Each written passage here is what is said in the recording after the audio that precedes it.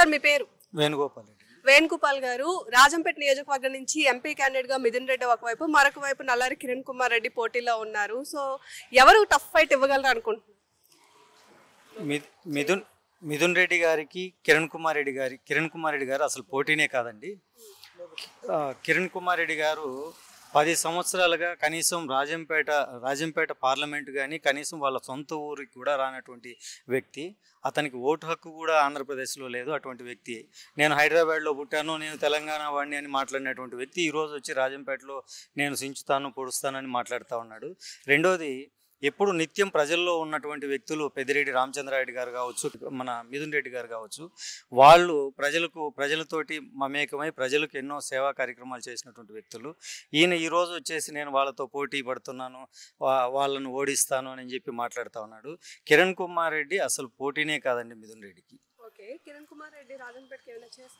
కిరణ్ కుమార్ రెడ్డి సీఎంగా ఉన్నప్పుడు రాజంపేటకి చాలా అన్యాయం జరిగింది. ఎటువంటి అభివృద్ధి కార్యక్రమాలు రాజంపేటకి చేయలేదు. ఆ రోజు రోసయ్య గారు సీఎంగా దిగిపోయిన తర్వాత కిరణ్ కుమార్ రెడ్డి గారు ఈ రాష్ట్రానికి సీఎం అయిన తర్వాత రాజంపేటలో జరుగుతూ ఉన్నటువంటి అభివృద్ధి కార్యక్రమాలు అన్నీ కూడా ఆపేయడం జరిగింది. కారణం ఏంటంటే ఇక్కడ ఎమ్మెల్యే అమర్నాథ్ రెడ్డి గారు వైఎస్ఆర్సీపీలో ఉండడము, జగన్ గారికి తోడుగా ఉండడము, ఆ యొక్క కోపంతో రాజంపేటకు అన్యాయం చేసినటువంటి వ్యక్తి కిరణ్ కుమార్ రెడ్డి గారు. రాజంపేటకు వచ్చినటువంటి సైనిక్ స్కూల్ని తీసుకెళ్ళి వాళ్ళ సొంతూరులో పెట్టుకున్నటువంటి వ్యక్తి కిరణ్ కుమార్ రెడ్డి గారు. నెక్స్ట్ ఇంకొకటి ఏంటంటే కిరణ్ కుమార్ రెడ్డి ఈ ప్రాంతంతో ఎటువంటి అటాచ్మెంట్ లేదు, అతనికి సంబంధాలు లేవు, అతను అసలు ఈ ప్రాంత వాసి కాదు. ఇక్కడ ఎవరు కూడా అతన్ని క్యాండిడేట్గా అంటే ఎంపీ క్యాండిడేట్గా అతను జీర్ణించుకోలేనటువంటి పరిస్థితిలో ఉన్నారు. సార్, రాజంపేట నియోజకవర్గానికి సంబంధించి పార్లమెంట్ అభ్యర్థులుగా మిథున్ రెడ్డి ఒకవైపు, నల్లారి కిరణ్ కుమార్ రెడ్డి ఒకవైపు ఉన్నారు. సో ఎవరు గెలిచే ఛాన్సెస్ ఎక్కువ ఉన్నాయంటారు? మరో మాట లేకుండా పెద్దిరెడ్డి వెంకట మిథున్ రెడ్డి గారిని గెలుపు ఖచ్చితంగా ఖాయమవుతుందండి. ఎందుకంటే మాకు 2 పర్యాయంలో ఇక్కడ మిథున్ రెడ్డి గారు ఎంపీగా పోటీ చేసి గెలిచినారు. గెలిచడం కూడా అత్యధిక మెజార్టీతో గెలిచినాడు.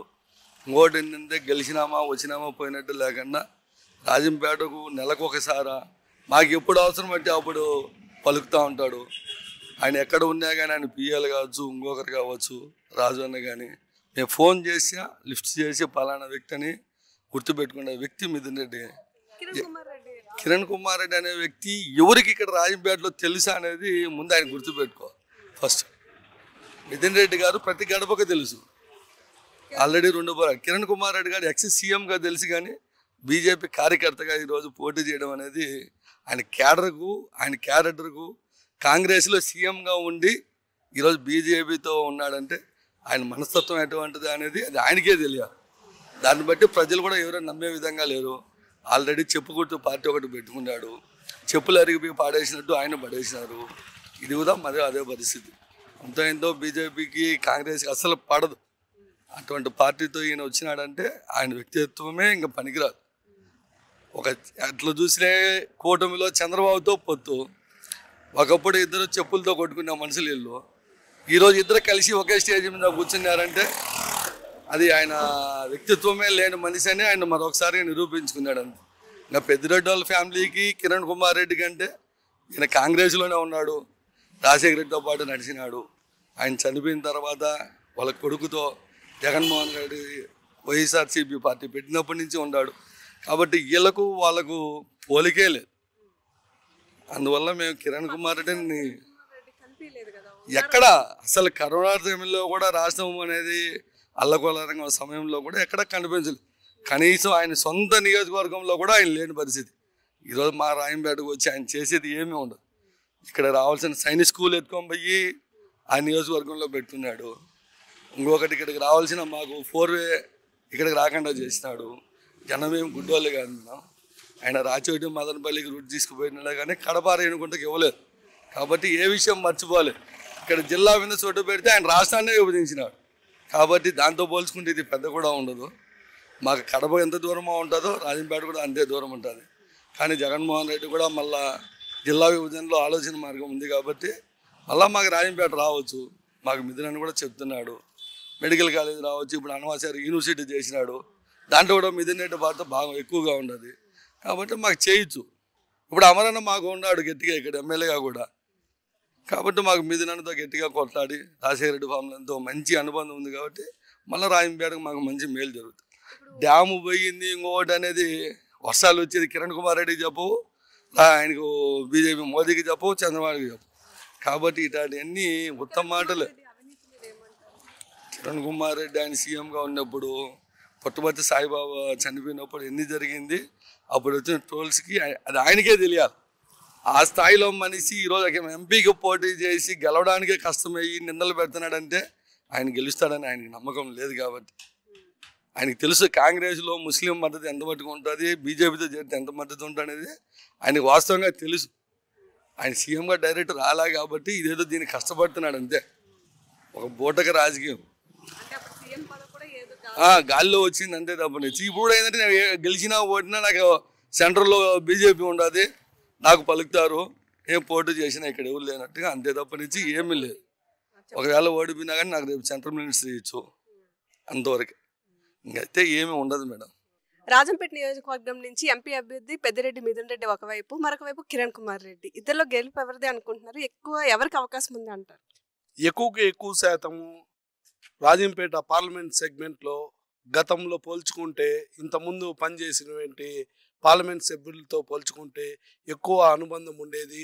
ప్రజలతో అనిత్యము వెన్నంటే వారి సమస్యలు పరిష్కరించేటువంటి యువ నాయకుడు, డైనమిక్ లీడరు, మన పార్లమెంటు ప్యానెల్ స్పీకర్ అయినటువంటి పెద్దిరెడ్డి మిథున్ రెడ్డి గారికి ఎక్కువ అవకాశం ఉందని నేను అనుకుంటున్నాను. అనుకునేదే కాదు, ఖచ్చితంగా పెద్దిరెడ్డి మిథున్ రెడ్డి గారు హ్యాట్రిక్ కొట్టబోతున్నాడు. అది ఖచ్చితంగా ఉంది. అది ఈ విధంగా ఆయన ఇది అరుదైన ఘటన అనేది కూడా చెప్పచ్చు. కంపారిజన్ అంటే మీ అందరికి తెలిసిన విషయమే. కిరణ్ కుమార్ రెడ్డి గారు లాస్ట్ బాల్ నా దగ్గర ఉందని రాష్ట్రాన్ని విభజించిన చివరి ముఖ్యమంత్రి ఎవరైనా ఉన్నారంటే అది చేతగాని కిరణ్ కుమార్ రెడ్డి అనేది ఆంధ్రప్రదేశ్ ప్రజలందరికీ తెలుసు అనేది మీ ద్వారా నేను తెలియజేస్తున్నాను. కిరణ్ కుమార్ రెడ్డి గారికి, పెద్దిరెడ్డి మిథున్ రెడ్డి గారికి ఇద్దరికి ఒక మంచి తేడా అయితే ఉంది.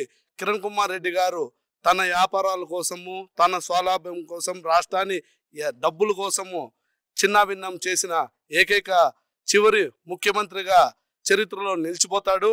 జనాలలో ఎప్పుడు ప్రజల కోసము పాటుపడిన కుటుంబంగా పెద్దిరెడ్డి మిథున్ రెడ్డి గారు చిరస్థాయిగా జనాలలో ఎప్పుడు నిలిచిపోతారనేది నేను మీ ముందర తెలియజేస్తున్నాను. ముఖ్యంగా పెద్దిరెడ్డి మిథున్ రెడ్డి గారు కరోనా కష్టకాలంలోనైతేనేమి ప్రజలు, రైతులు ఎక్కడైతే ఇబ్బంది పడతారో, గల్ఫ్లో మన రాజంపేట చుట్టుపక్కల గల్ఫ్ బాధితులు ఎక్కువ అండి. గల్ఫ్లో ఎంతో ఇబ్బంది పడే వాళ్ళకి అనునిత్యము అందుబాటులో ఉంటూ, వారు గల్ఫ్లో ఎవరైనా చనిపోయినా వారికి ఉచితంగా ఫ్రీ వైద్య అంబులెన్స్ అందించి వారి గమ్యస్థానానికి చేర్చిన అసలు కిరణ్ కుమార్ రెడ్డి అనే వ్యక్తిని మర్చిపోయి ఎప్పుడో అయిందండి. ఇప్పుడు ఏందో కొత్తగా వచ్చి మొన్నటి వరకు కాంగ్రెస్ లో ఉండి బీజేపీ నరేంద్ర మోడీని తిట్టాడు. మీకు ఇంకొక సత్యం ఏంది తెలియజేస్తానంటే, కిరణ్ కుమార్ రెడ్డి గారికి, చంద్రబాబు నాయుడికి అసలు పొసగదు. అటువంటి వ్యక్తులు రాజంపేటకు వచ్చి రోడ్ షోల్లో ఇద్దరు పక్క పక్కనే నిల్చుకొని ఏదో ప్రాణమిడుతుల్లాగా మేమంతా ఐక్యంగా ఉన్నాము, రాష్ట్రం కోసం మేమంతా కలిసి పోరాటం చేస్తామని ఏదో స్వాతంత్ర సమరయోధుల్లాగా ముందుకు వచ్చినారు. దీన్ని రాజంపేట ప్రజానీకము అందరూ వాళ్ళని చూసి హర్షించుకుంటున్నారు. అటువంటి నీచ సంస్కృతి నల్లారి కుటుంబానికి ఉంది. మొత్తం నల్లారి కుటుంబాన్ని కేవలం చిత్తూరు జిల్లాలోనే కాదు, అన్నమయ్య జిల్లాలో కూడా నమ్మే పరిస్థితి లేదు. కిరణ్ కుమార్ రెడ్డి గారు ఓటమి తథ్యము. మన పెద్దిరెడ్డి మిథున్ రెడ్డి గారు భారీ మెజార్టీతో రాజంపేట ఎంపీగా గెలవబోతున్నాడు. ఇది నగ్న సత్యం.